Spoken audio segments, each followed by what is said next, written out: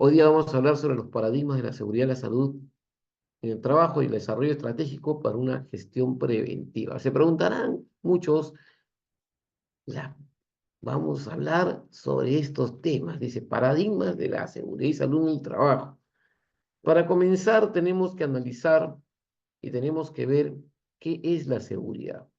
Si nos enfocamos en lo que nos dicen los libros, porque los libros te pueden decir muchas cosas, vamos a encontrar de que hay muchas, pero muchas respuestas a este punto.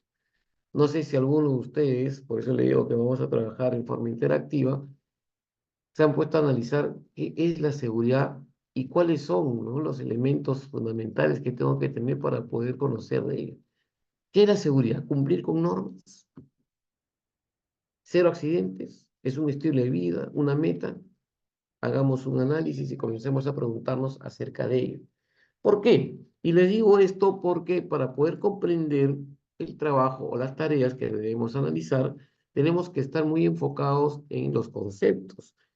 Yo muchas veces cuando estaba en una empresa preguntaba, ¿no? Vamos a hacer un reporte de incidentes, de accidentes, y les preguntaba, ¿y qué es un accidente? ¿Qué es un incidente? Y la gente me decía, no sé, pero hay que hacerlo. Y ese es un poco lo que tenemos. Perdónenme que sea tan bizarro y tan directo, pero en definitiva, cuando hablamos de la seguridad, tenemos que enfocarnos en esto. Cumplir con las normas será la seguridad. Bueno, esa es la mentalidad que se tiene en algunas organizaciones. Para poder hacer seguridad tienes que cumplir con normas. Sí, estamos regulados por las normas para lograr el cero accidente, que todavía pensamos en el cero accidente, y esto nos va a llevar o conllevar a desarrollar un estilo de vida para cumplir con nuestras metas. ¿Sí? Este es el concepto general que tenemos de la seguridad. Entonces nos basamos principalmente pues, en enfocarnos en el desarrollo de metas, en el desarrollo de normas, en ver que haya cero accidentes, y no estamos dándonos cuenta que las personas, al tener justamente esta mentalidad de querer llegar a cero accidente, tienen la posibilidad pues de frustrarse porque le creamos o le generamos más estrés. Si les hablo estas cosas, les hablo con fundamento porque he tenido la oportunidad y tengo la oportunidad de trabajar en empresa.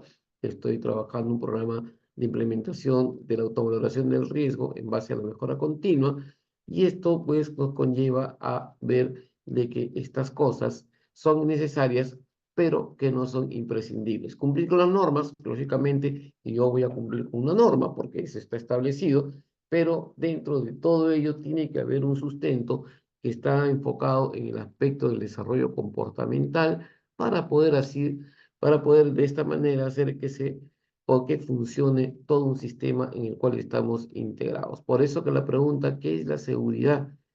Y no nos podemos responder en muchas veces, ¿no? La seguridad, vista desde una perspectiva holística, si lo vamos a apreciar dentro de unos momentos, está pues enfocada en el desarrollo de una serie de aspectos y que se dan en relación pues, a las necesidades de la organización, las necesidades de la persona. Eso nos hemos olvidado un poco, ¿no? Las necesidades de la empresa son básicas, pero las necesidades de las personas también son fundamentales en este diseño que tenemos nosotros y que lo aplicamos en forma permanente, en forma constante en las organizaciones.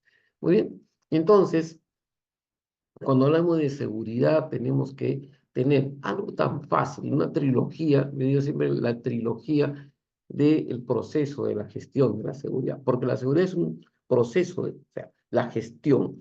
Hablamos de gestionar, hablamos de procesos, ¿no? Es un proceso. No todos tenemos la capacidad de poder hacer todo.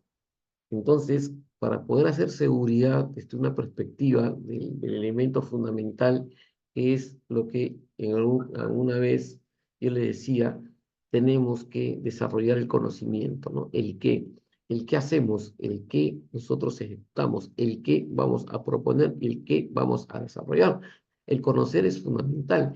Ahora, ¿cómo nos enfocamos en esto? El conocer. Sí es cierto conocer la parte técnica, por supuesto que sí, pero hay 6 elementos que tenemos que tomar en cuenta.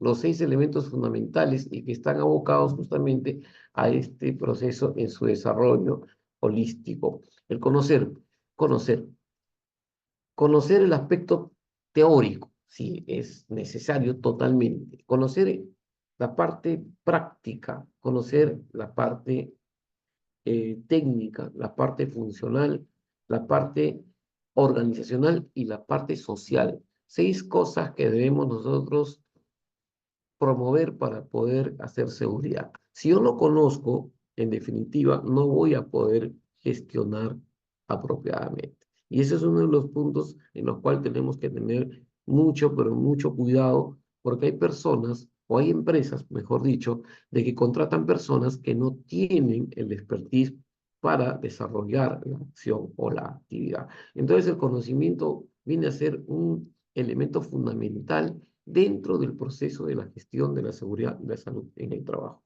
El conocimiento. El no conocer implica el que te puedas equivocar y por ende pueda haber una situación de riesgo que te conlleve a un accidente, a una enfermedad ocupacional. ¿Sí? Entonces me dirás, claro, conocimiento. Sí, el conocimiento, pero, pero no solamente es el conocer, sino es el saber, el cómo voy a aplicar, el cómo voy a desarrollar, el cómo voy a ejercer este elemento para poder tener un resultado eficiente, ¿no? Entonces, de conocer. Yo puedo conocer, pero el saber, el cómo, implica el que tú estés identificado, el que tú estés debidamente concatenado con tus competencias actitudinales y aptitudinales que son básicas en el proceso. Cuando tenía la oportunidad de estar en empresa, dirigiendo empresa, siempre les decía a las personas, tú puedes conocer mucho, pero este, desde el punto de vista de poder aplicar lo que conoces, ya viene a ser un poco complicadito, ¿no? Entonces, mucha gente que ha estudiado, que estudia 20 maestrías, 30 doctorados, pero a la hora de la hora, cuando van a ejecutar, no saben cómo hacerlo, el cómo. Porque una cosa es que yo conozca un papel y otra cosa es que yo tenga la posibilidad de saber de cómo es que se hace esto. Y para eso ese conocimiento es fundamental, ¿no? Estamos un poco equivocados cuando contratamos un personal en la empresa y queremos que la persona haga algo pensando de que esa persona puede desarrollar esta acción, ¿no? O sea, ahí tenemos que formar y establecer un vínculo entre lo que conoce, entre lo que sabe. Una vez que hemos desarrollado justamente estos dos elementos fundamentales, vamos a tener la posibilidad de actuar, ¿no? El cuándo, porque hay que saber también cuándo actuar, cuándo es que se debe tomar la determinación. Algo tan fácil como decidir cómo es que yo debo promover un sistema para poder hacer de que funcione. Ahora, ¿cuándo voy a elaborar o cuándo voy a diseñar una herramienta? Eso va a depender de la necesidad de la empresa y de la persona. ¿Cuándo voy a ejecutar o qué estrategia voy a utilizar?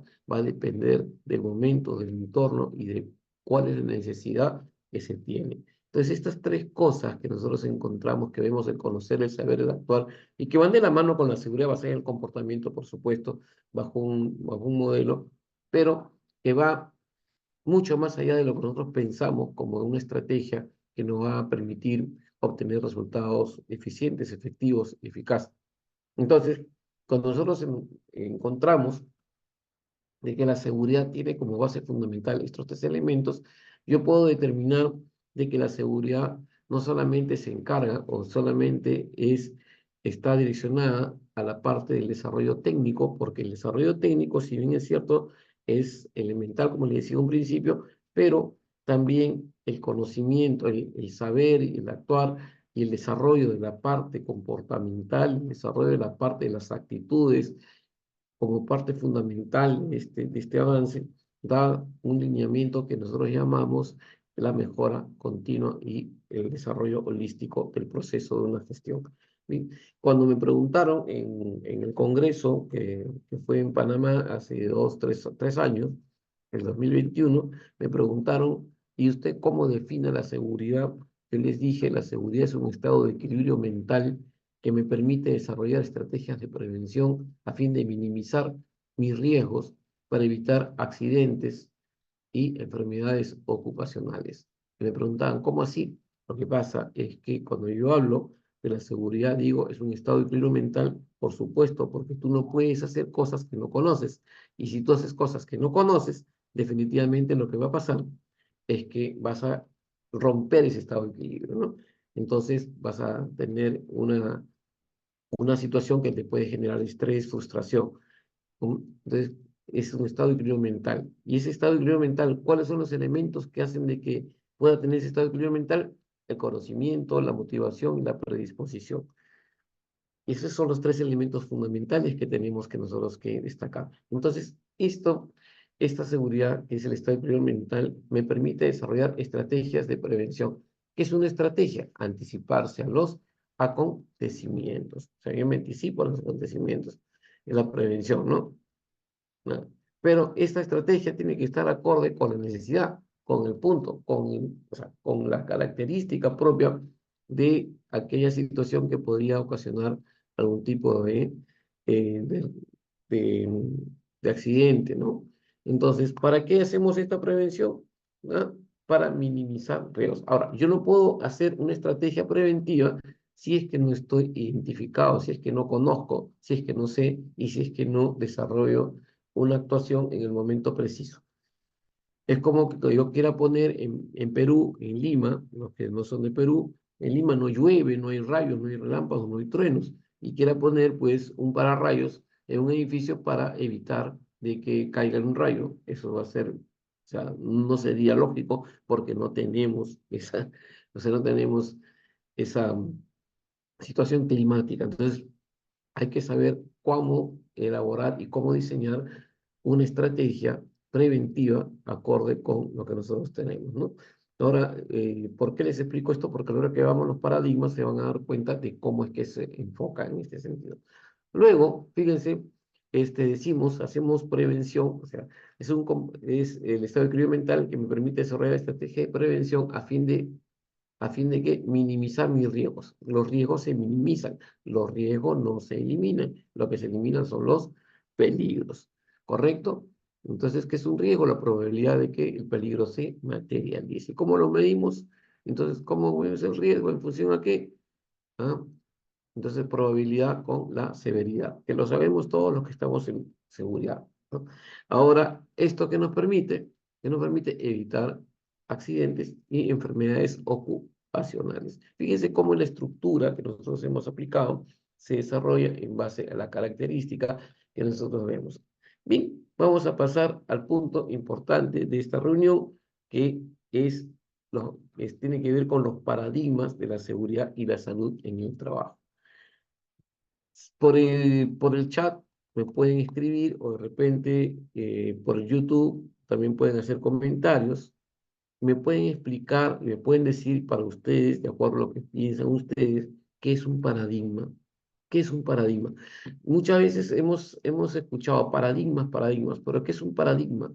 A ver, ¿quién me dice o quién me comparte ese concepto de paradigma? Es lo que pensamos, es lo que creemos. ¿Qué es un paradigma? Es algo que se da.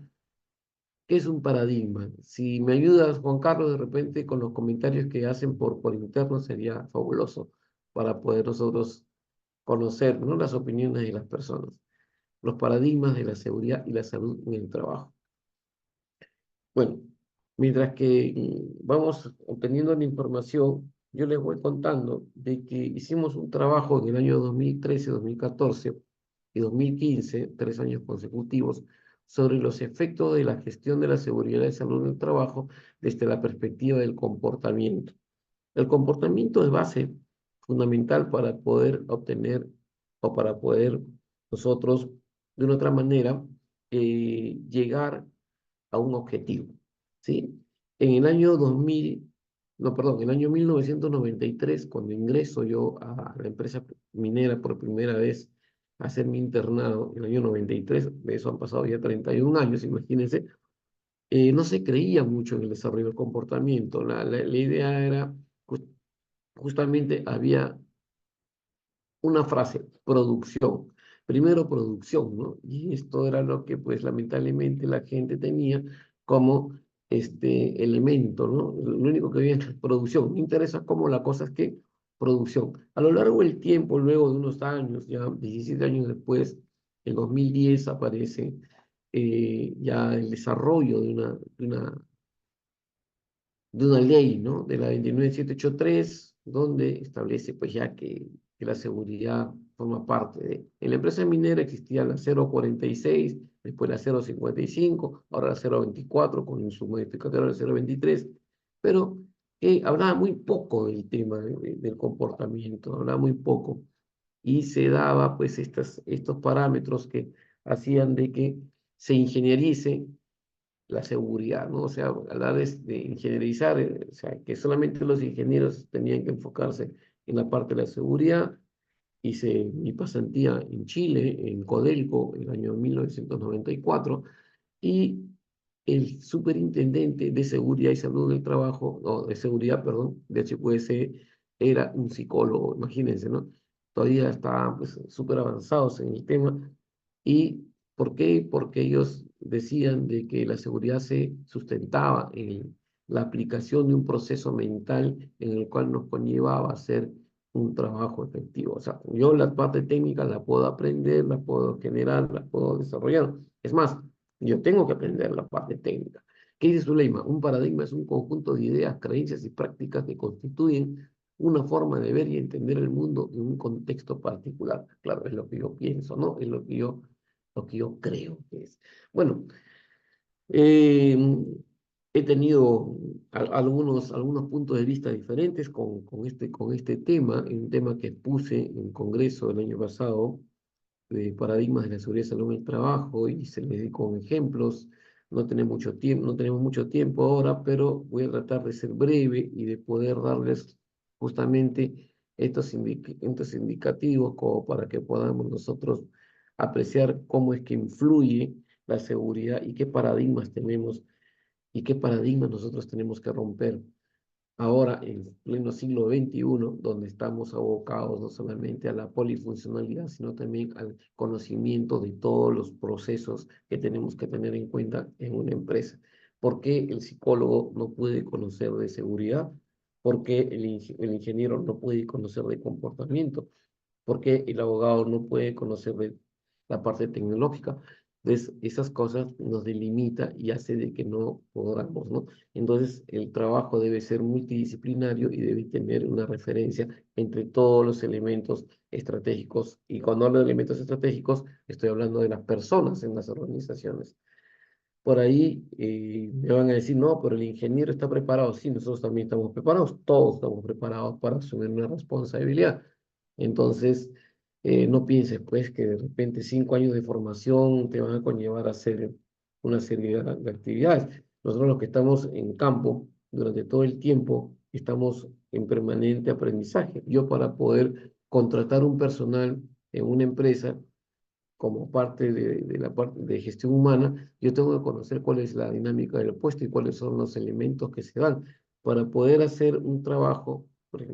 Por decir, yo he estado en empresa minera, he dirigido el área de gestión humana, entonces yo tengo que bajar a mina y tengo que conocer cada proceso, tengo que saber, tengo que conocer las características de cada actividad desde la perspectiva no solamente de la gestión humana, sino también de la seguridad, y conocer muy al detalle para poder direccionar y poder liderar. Si no, no puedo liderar. Imagínate, ¿no? Ya la parte súper técnica preguntaré, pero desde la perspectiva de la gestión como tal, de la seguridad, yo tengo que conocer. Y ese es uno de los puntos claves que tenemos que tener en una organización. Ahí podríamos ver de que las personas trabajan administrativamente en una empresa, y vamos a suponer en la empresa X, y solamente están en oficina, cuando esas personas tienen la necesidad y tendrían la necesidad de poder conocer todo el proceso que se da en la organización. En una empresa que yo asesoré, eh, que no voy a decir su nombre por una situación, en una empresa que se dedicaba a la fabricación de pinturas, para pasar por un proceso, su proceso de inducción era bien fuerte, porque este señor, por más que vaya a ser contador de la empresa, tenía que pasar por todas las áreas y conocer el proceso en sí, porque tú eres formabas parte de la organización, y es una de las cosas que no se hacen, ¿no? Cosas que no se hacen, y ese es un paradigma total, ¿no? Que solamente la gente especializada en su área tiene que estar en su área. No, señor. Cuando tú entras a una empresa, esta persona, por más que sea de limpieza, tendrá que conocer el proceso, porque tú representas a la empresa. Tú estás, tú representas a esa organización. Y la persona que te dice, oye, tú trabajas en este lugar. Sí, ¿y cómo se hace la pintura? Ah, no sé, yo trabajo tal. No, esa es una respuesta lógica. Tú debes conocer y debes saber todo con relación a la parte de la seguridad y la salud del trabajo, de todo lo que en relación a cómo es el proceso y cómo está estructurada tu empresa. Es un punto importante que tenemos que destacar.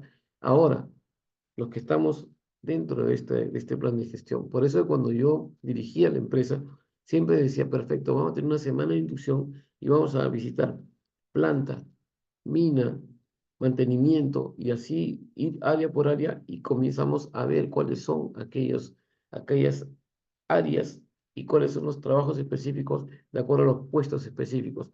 Porque yo para poder seleccionar personal tengo que conocer cuáles son las competencias, cuáles son las funciones, cuáles son aquellos elementos que tienen que tener integrados para poder laborar, ¿no? Entonces, uno de los puntos que tratamos, como le dije, en el Congreso, fue los paradigmas de la seguridad y salud en el trabajo, y que me conllevó a que podamos nosotros desarrollar un plan de gestión apropiado en las empresas. Miren, fíjense, este primer paradigma, solo los ingenieros deben dirigir los procesos de la seguridad y salud en el trabajo. Un paradigma que hemos roto hace mucho tiempo, ¿no? Al menos en las empresas donde yo vengo asesorando. Eh, Asesoro una empresa en Colombia, una empresa grande, de gran minería, asesoro a una empresa en México, en Chile, en Ecuador también estuve, en parte de la Argentina, y que es gracioso porque nadie es profeta en su tierra, entonces imagínate, acá en Perú muy pocas empresas se llaman para hacer este tipo de procesos, ¿no?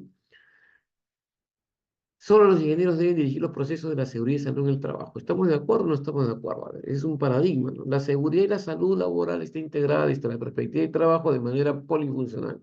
Es cierto, la integración de diferentes disciplinas tiene un propósito elemental en el desarrollo no solo de la prevención, sino también en potenciar cada uno de los niveles estratégicos de quienes son responsables de las tareas.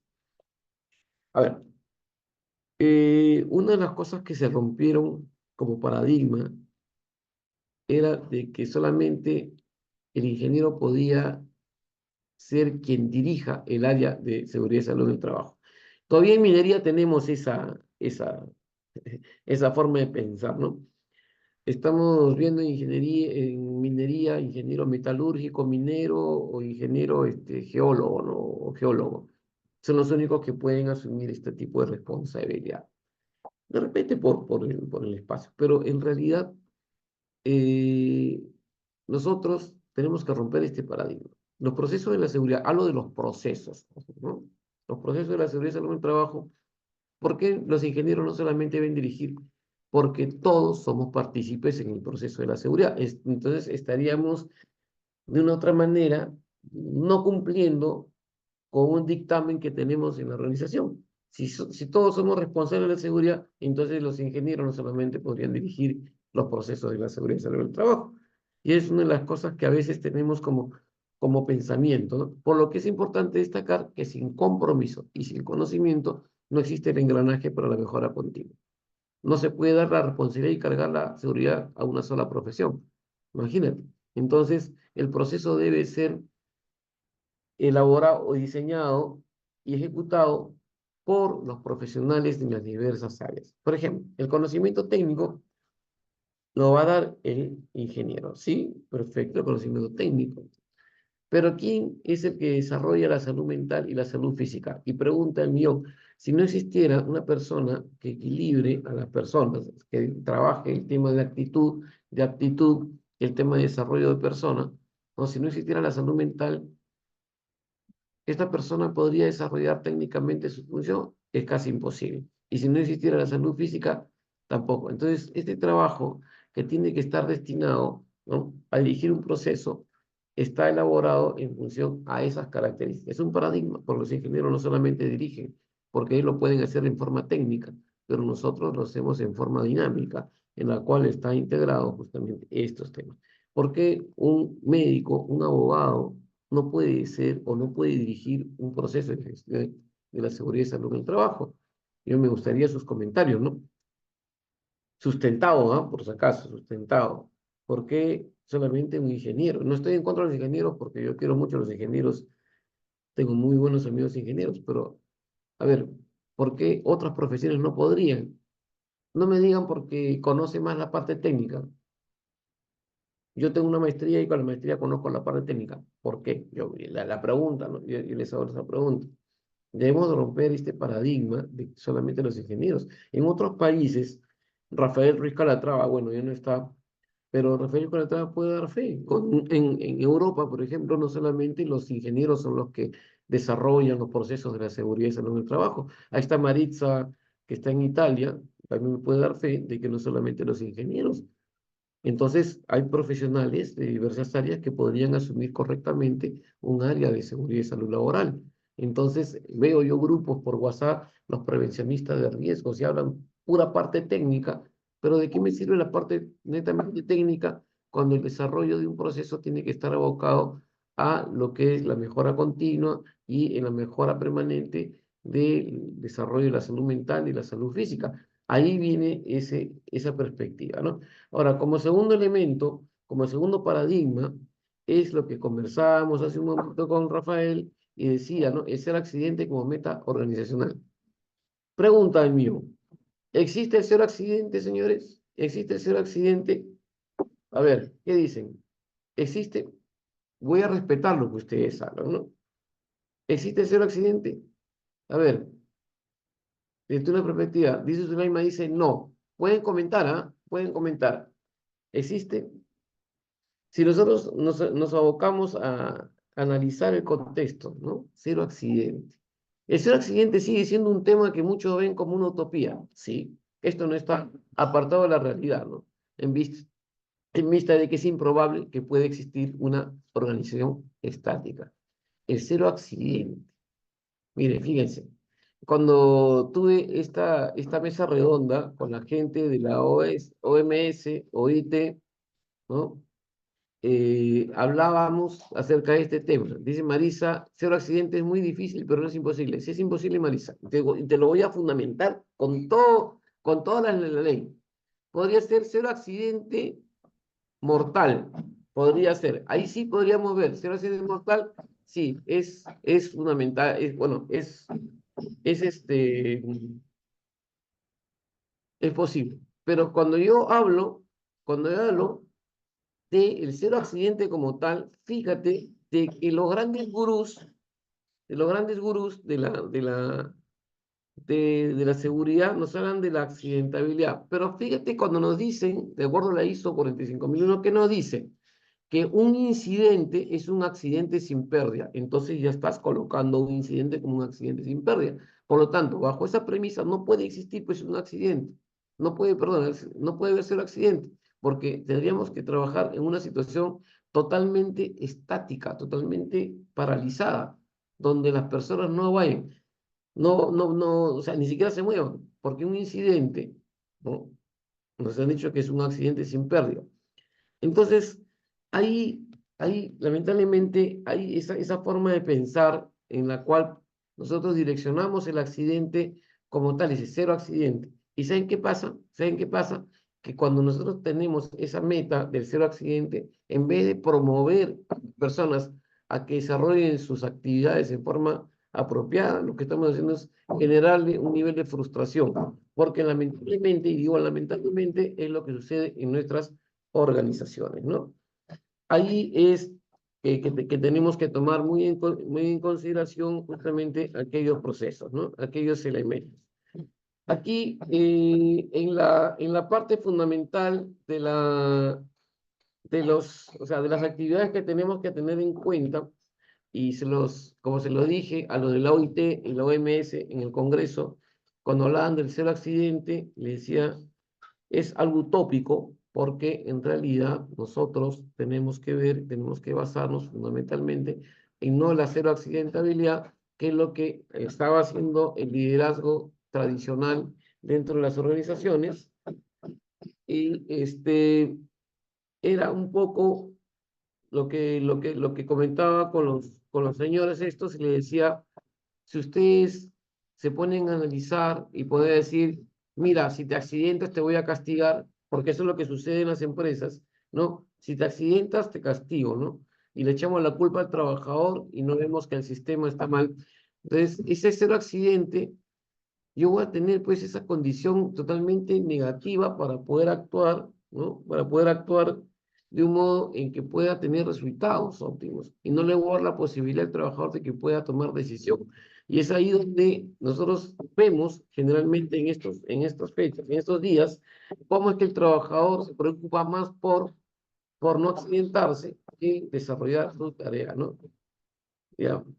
Claro, si no te accidentas te premio. Eh, Bueno, yo he sido superintendente del área de gestión humana y te puedo contar de que una de las cosas que no practicábamos eso, ¿no? Si no te accidentas te premio y la gente trabaja por el premio y no trabaja por no accidentarse. Ahí hay estructuras que debemos de mejorar. De repente en otras culturas funciona, pero en nuestra cultura no funciona porque tenemos una cultura totalmente distinta, diferente, donde la gente, lamentablemente, en nuestros países solamente va a cumplir con una función para cubrir una necesidad.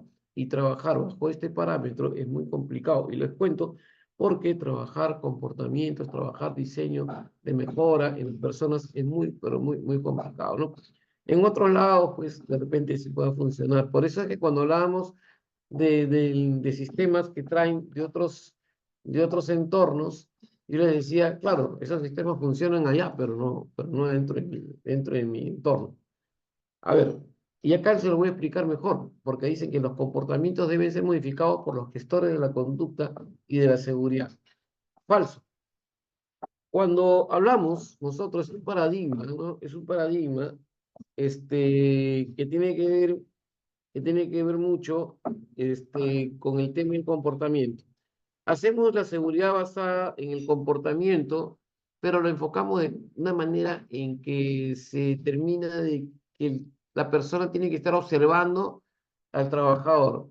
Wow, yo digo, ya hemos tenido estudios acerca de ello. Este, eh, Cuando elaboramos este diseño de los paradigmas del comportamiento. Miren, un comportamiento debe ser modificado por el propio trabajador, no puede ser modificado por otra persona, ¿sí? Porque si no estaríamos invadiendo su privacidad y sobre ello estaríamos invadiendo muchas cosas de él. Entonces, sus sentimientos, sus emociones. Yo estoy en totalmente desacuerdo de que se aplique una evaluación que tenga que ver pues con el análisis de otra persona. O sea, hay una persona que está, perdón un ratito por favor, que voy a ver un segundito, que tiene que ver con el tema de la implementación de un sistema, bueno, como la seguridad del comportamiento, que tiene que ver pues con estar haciendo seguimiento a la gente. Hemos roto un poco el paradigma, por eso que en mi libro, en el libro que hemos escrito con Juan Carlos, vemos formas diferentes de poder llegar al trabajador donde se integra totalmente un proceso de lo que es del análisis de la gestión del comportamiento seguro en la organización. El comportamiento es la respuesta a una situación conjunto de elementos que influyen de manera de ser y que generan una forma de que el individuo actúa, ¿no? Entonces, si analizamos el contexto, tenemos que considerar que no se pueden modificar características de las personas a través de herramientas y métodos, ¿no? Pero que están basadas en el condicionamiento. Ese condicionamiento es lamentable y trabajan las personas, ¿no? Trabajan las personas eh, que van a querer desarrollar algo en otras para querer influenciar, se condiciona. Lo que usted decía, si tú trabajas te premio, si tú no te accidentas te premio, es un condicionamiento y que está influenciando negativamente en la gente. Yo como psicólogo les puedo decir de que esa influencia puede gestionar mal en las personas una manera de hacer las cosas de que lo va a acostumbrar. Cuando vayan a otra empresa van a querer acostumbrarse. Pero nosotros no tenemos que estar, pues, respirándole en la nuca a la gente. Cuando a mi empresa iban, voy a hacer un programa de seguridad basado en el comportamiento, y ahí iban los observadores, ¿no? Con su registro y comenzaban a hacer, chequear los comportamientos. Bueno, eso es muy subjetivo y sobre todo que no sirve, porque es la percepción de un tercero, cuando lo que tenemos que hacer es crear conciencia. primero en el trabajador y para que pueda identificar sus propias acciones o propios comportamientos que pueda que tener en su, o sea, de acuerdo a lo que actúa. Para veces es un trabajo que tenemos que hacer. ¿Lo hemos hecho? Sí, lo hemos hecho, lo hemos analizado, ¿no? Entonces, esto ya ahora, con el pasar de los años, ya se ve, pues, de que este tipo de situación ya no puede ser sustentada en las empresas. Yo veo que mucha gente pide, ¿no? Muchas empresas, dame seguridad basada en el comportamiento y vamos a ver con el registro. Pero mis queridos colegas, pues psicólogos, lamentablemente todavía siguen aplicando herramientas que en definitiva lo que le va a servir es para ese entorno, para esa empresa. Y cuando la persona vaya a otra empresa, va a seguir de repente haciendo cosas hasta peor porque no ha estado muy, o sea, identificado ni estado pues, comprometido. Entonces, lo primero que tenemos que trabajar es el compromiso y luego tenemos que trabajar el involucramiento de la gente. Es difícil, sí es difícil, ¿no? Entonces, estas personas que están direccionadas hacia ese prospecto de querer hacer las cosas de un modo efectivo, se sienten frustradas porque viene un tercero, como le digo, y comienza a analizar los comportamientos que tiene. No usó IPP, no hizo tal cosa, no hizo tal cosa. Sí, claro, identificamos ello, pero por más que queremos después, una vez que hemos tomado, que hemos visto cuáles son las condiciones, los comportamientos, vamos a querer otorgarles un sistema para que ellos puedan mejorar, ya no va a ser posible, porque ya está pues, hecho el daño, ¿no? Ya, oye, que viene a hacerme tal cosa. Entonces, lo más probable es que no tengamos respuestas aversivas dentro de...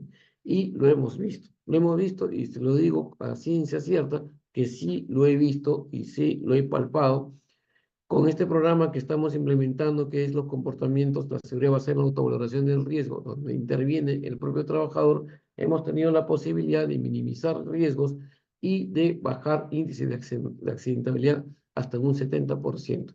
Entonces, el único responsable de modificar esos comportamientos es la persona, es el propio trabajador.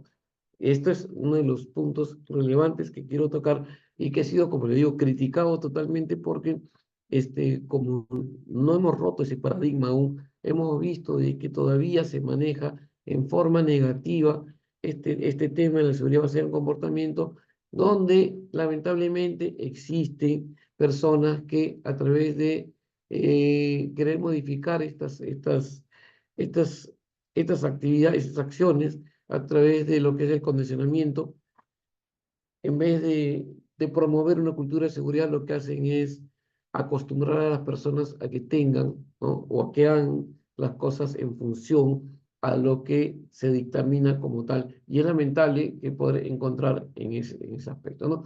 Muy bien, Zuleima dice, la SBC quedó en el pasado porque tiene un poco limitante, no contempla la motivación y la autoconciencia, solo el comportamiento visible.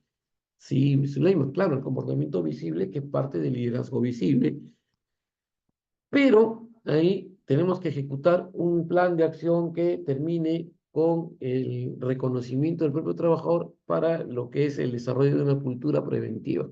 El trabajador, a través de un proceso de mejora continua, va a hacer de que esa cultura preventiva se dé en casa. Por eso le digo en este congreso, no solamente es hablar de lo que hay, sino ya proponer cosas nuevas que nos permitan optimizar los procesos de una manera eficiente, ¿no? No es hablar solamente de cosas, sino es hablar de cosas que se están implementando y que están dando resultados. Entonces hay que trabajar en este sentido. El comportamiento no puede ser modificado por un tercero, porque si no estaríamos invadiendo la privacidad de la gente. Es más, tenemos la competencia como responsables de poder gestionar, ¿no? Herramientas para que las propias personas puedan promover el trabajo. No es que yo le diga, oye, tienes que hacerlo. Ese es un poco. Y ahí interviene lo que es el coaching, porque el coaching no es entrenar. Ojo, señores, el coaching no es entrenar. El coaching, ¿qué cosa viene a significar? Es el acompañamiento para que la persona propia pueda desarrollarse y pueda autogestionar su función. Por lo tanto, cuando yo hablo con una persona, no le digo lo que tiene que hacer, sino si me pregunta qué es lo que voy a hacer, yo le diría, ¿qué es lo que crees tú que deberías de hacer? Cosa que él tiene la capacidad de poder tomar decisión. Bien, El cuarto paradigma, el desarrollo técnico y funcional de una tarea solo debe estar dirigida por el líder del equipo. Grosso error, ¿no? El desarrollo técnico y funcional de una tarea no puede estar dirigida solamente por el líder del equipo. Por lo tanto, estaríamos rompiendo aquel principio del trabajo en equipo, ¿sí?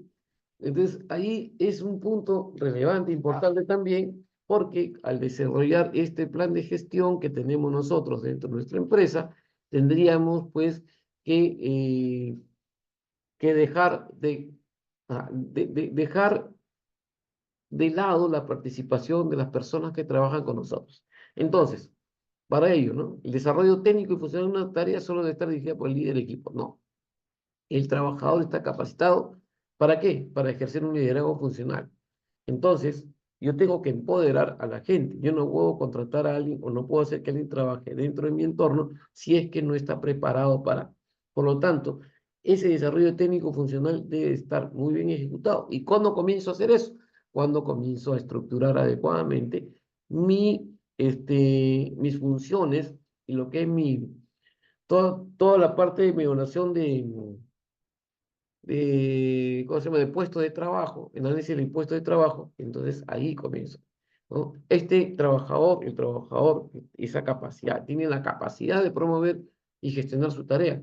Como le decía en un primer momento, yo no puedo pues darle una tarea a un trabajador que no está acorde con su competencia, ¿no? Entonces, si nos basamos en uno de los principios de la seguridad y salud laboral en nuestro país, de acuerdo a la ley 29783, ¿no? Dice de manera textual que el trabajador debe participar activamente en el proceso. Si nosotros pensamos que solamente el líder es el que tiene que tomar la decisión, la determinación, estaremos rompiendo ese principio, ¿no? Entonces, el pretender monopolizar las actividades conlleva a desvalorizar el avance hacia la mejora continua, por lo que la participación colectiva es más que necesaria, ya que el aprendizaje y la sinergia ocupacional van de la mano. Entonces, si les hablo esto, les hablo con fundamento y les digo que verdaderamente estas acciones, estas actividades, sí funcionan o sí se van a dar, porque de un otro modo, las personas que integran el equipo de trabajo hacen de que esto o sea, tenga la posibilidad de promover la innovación, la creatividad y sobre todo la participación, ¿no? Permanente. Bien, quinto paradigma. El trabajador debe de adaptarse al proceso y a la tarea. La famosa frase, ya aprenderá en campo. Qué triste pensar de esa manera, ¿verdad? Creer que el trabajador debería adaptarse al proceso y a la tarea, ¿qué nos trae? Un conflicto en el desarrollo de qué? De sus acciones preventivas.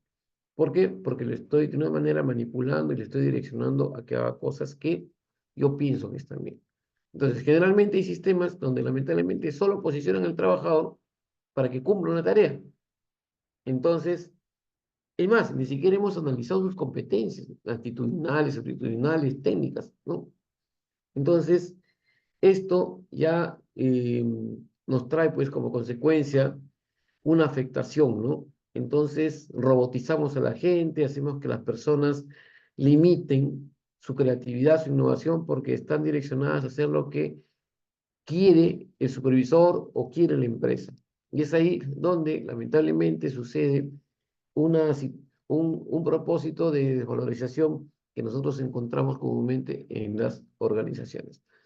Bueno, estos son los 5 paradigmas. Es más, fíjense, yo se los digo, he querido hacer este tema, o sea, este primer tema, porque en definitiva, cuando nosotros hablamos de un proceso de mejora continua, lo que tenemos que ver justamente es el de fortalecer los programas y el de analizar las situaciones, pero no solamente contando con lo que piensa un supervisor, sino también todo el equipo, todo el entorno organizacional, el que está direccionado. Bien, desarrollo estratégico para una gestión preventiva. Me gustaría algún comentario por ahí, por interno. Acá en mi WhatsApp dice, ¿cómo usted puede hablar de que no existe el cero accidente? ¿En qué se basa para poder determinar dicha mención? Bueno, ya les había hablado acerca de ello, ¿no?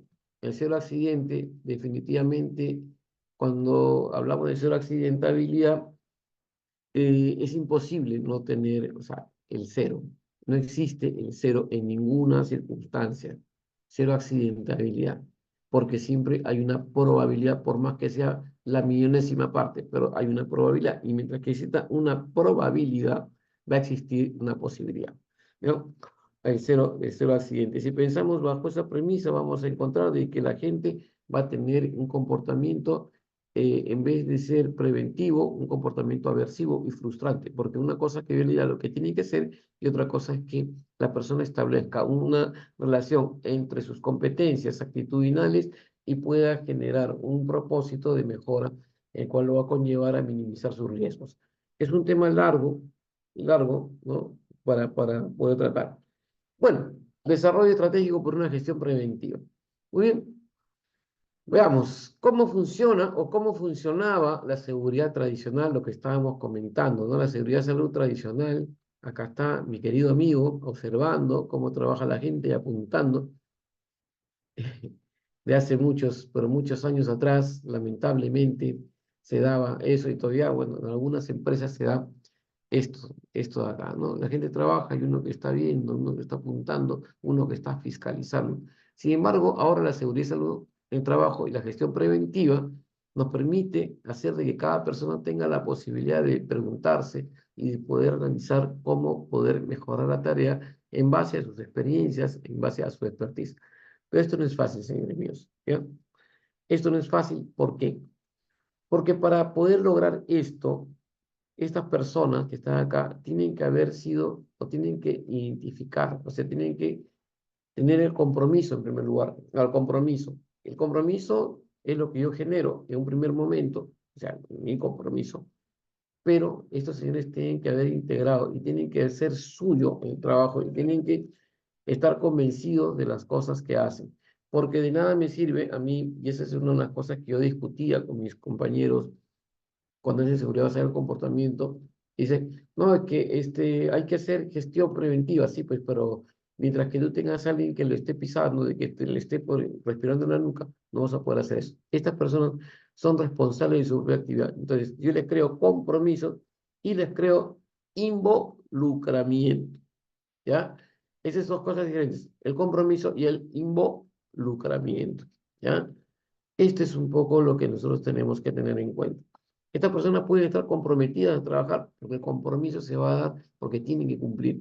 En cambio, estas personas están comprometidas e involucradas porque ya no necesita de alguien que los está observando ni alguien que les diga lo que tienen que hacer, sino que ellos toman propia determinación porque tienen esa capacidad para poder gestionar en forma preventiva su seguridad.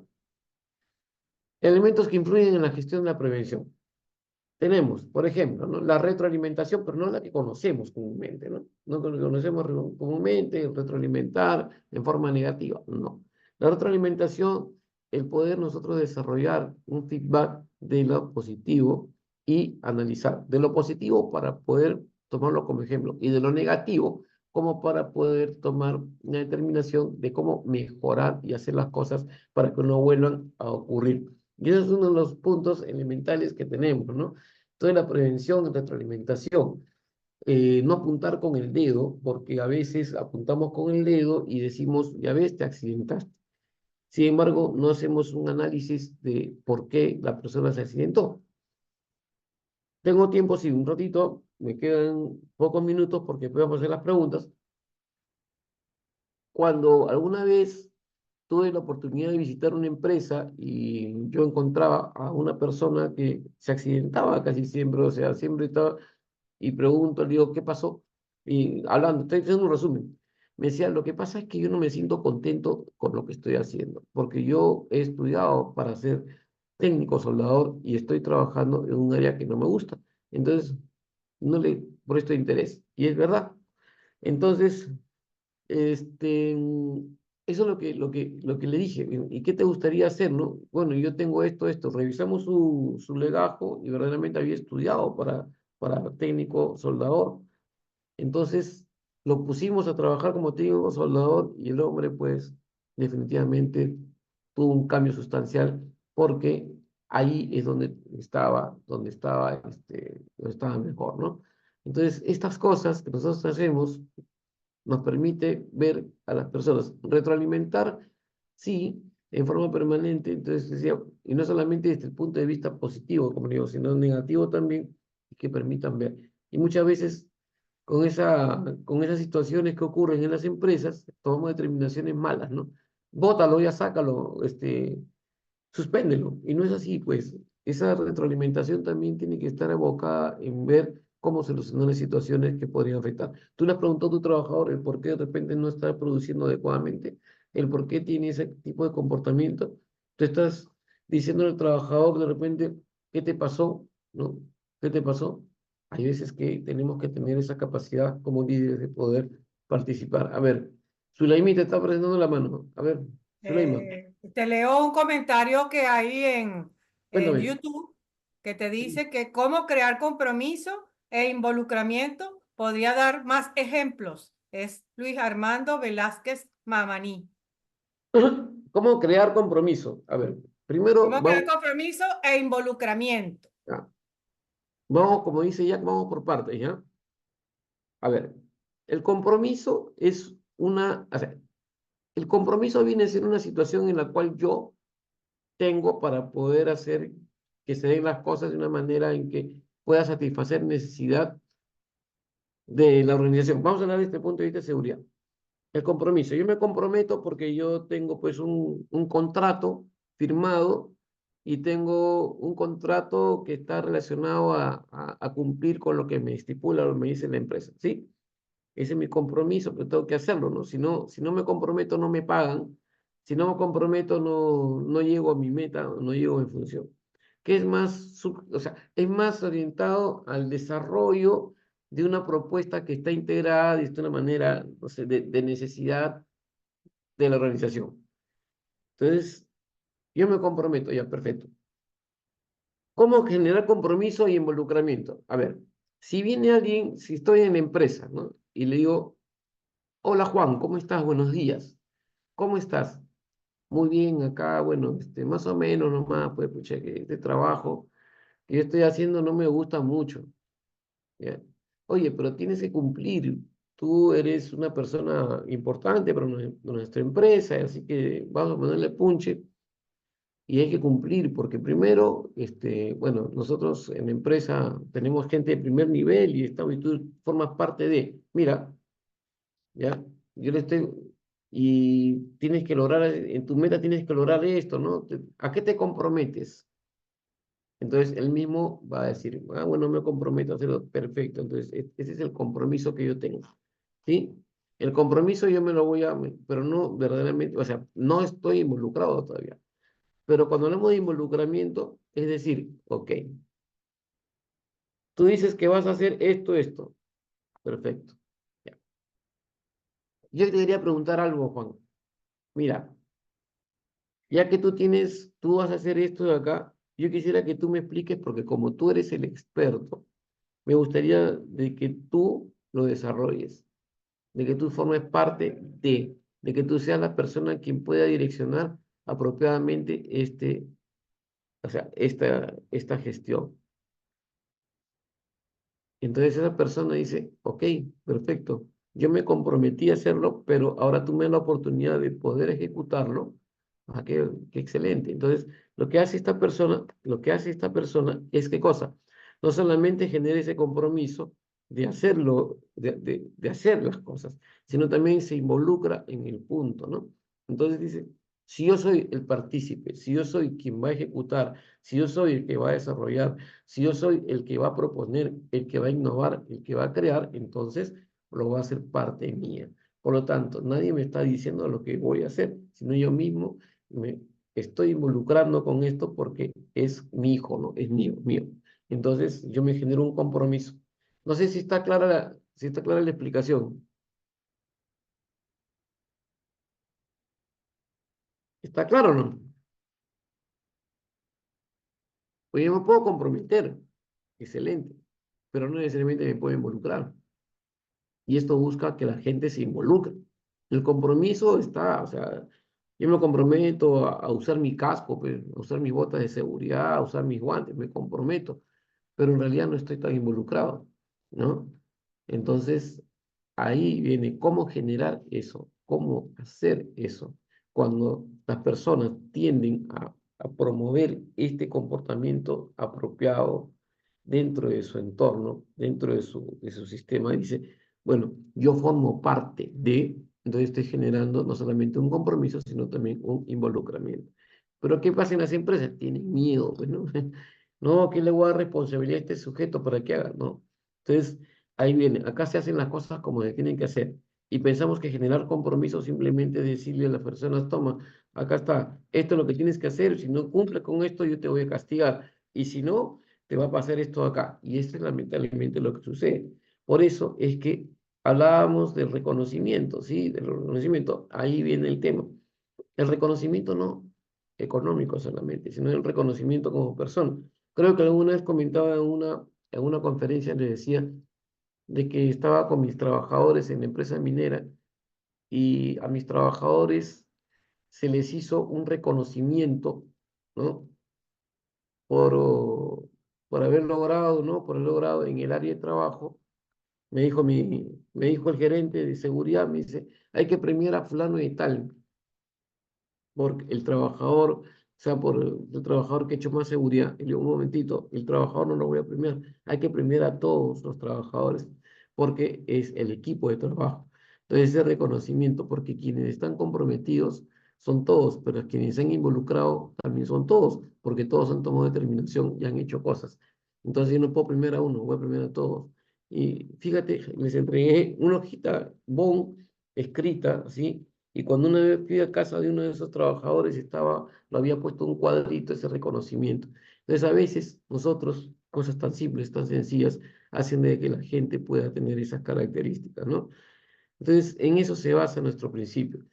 Ahora, ya que el amigo pregunta sobre el reconocimiento, perdón, sobre cómo crear ese estado, nosotros, fíjate, involucramos a las personas, ¿sí?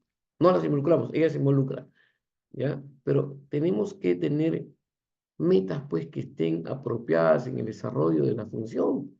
¿Cómo va a ser, mm, cómo va a ser de que la gente o que las empresas se fijen metas que no se pueden cumplir? Es uno de los puntos elementales. Entonces, cómo prevengo? Si yo tengo que cumplir una meta, tú vas a hacer 40 metros de perforación el día de hoy, cuando tú sabes que lo máximo que vas a hacer son 2 metros, tú no puedes comprometerte a hacer algo que no vas a poder cumplir. Entonces, el compromiso, ese es el compromiso.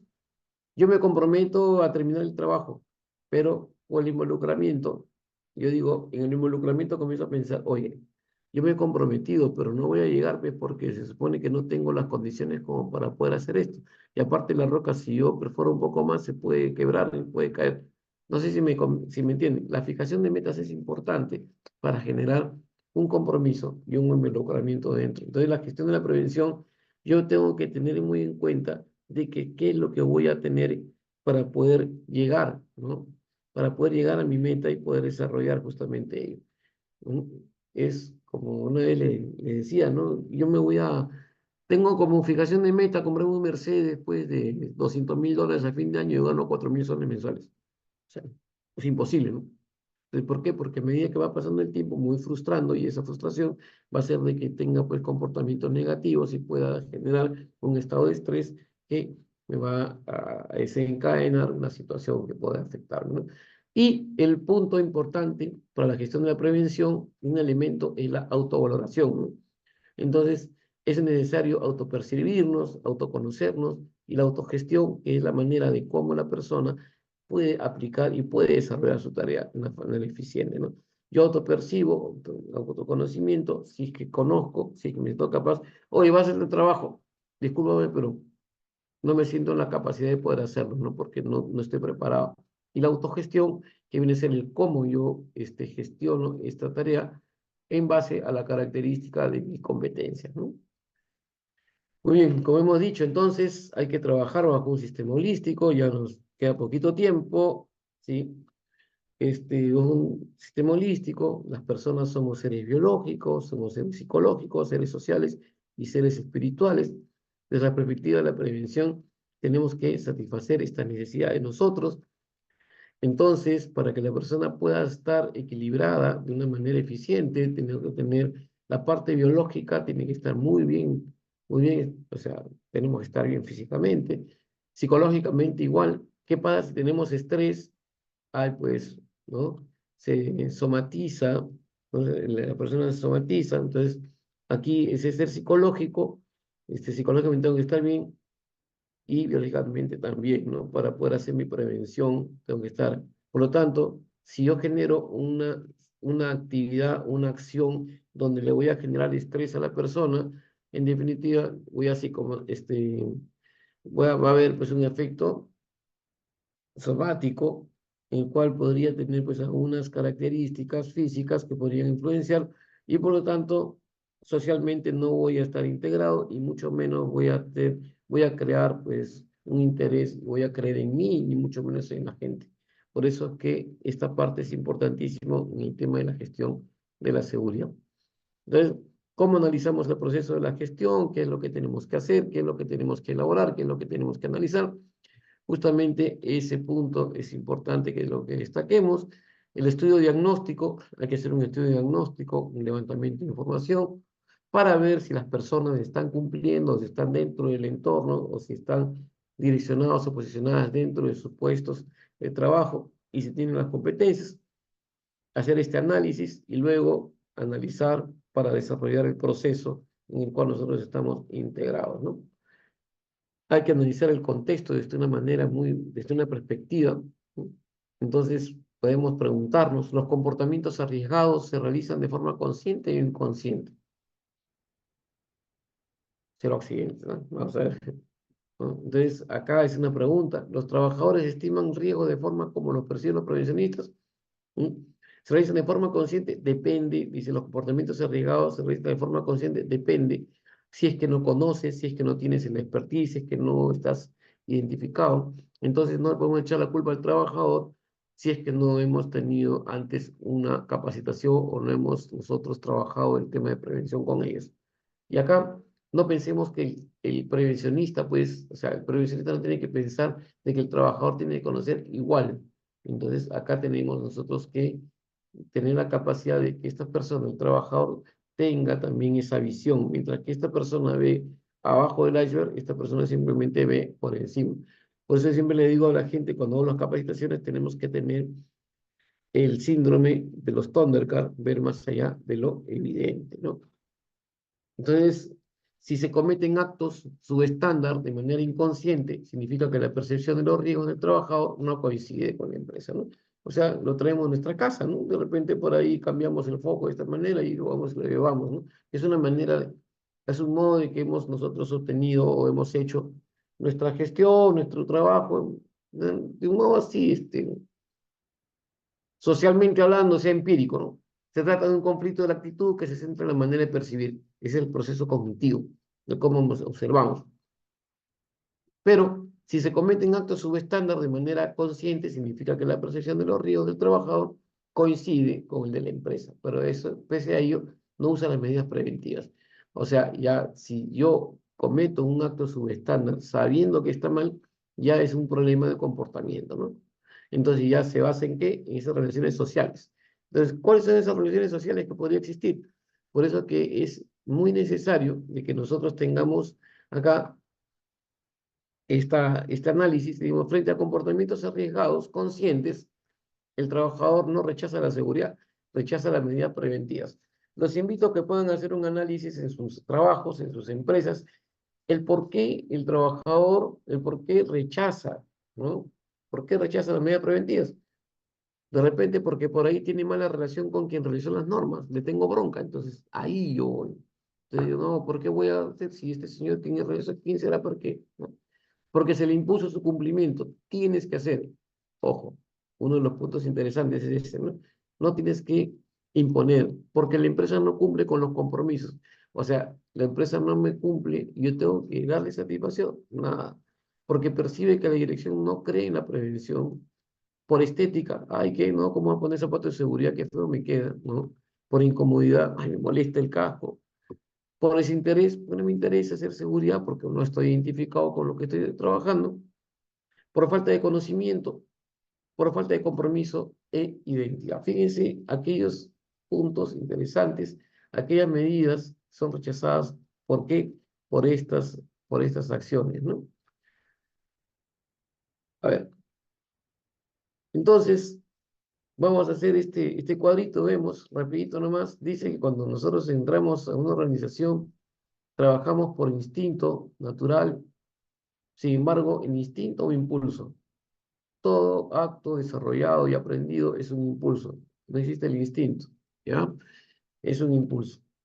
Una vez que ya trabajamos de acuerdo a nuestra parte cognitiva, lo que hemos visto, tenemos ya la dependencia de la supervisión, luego la autogestión, que es independencia, y ya después trabajamos en equipo.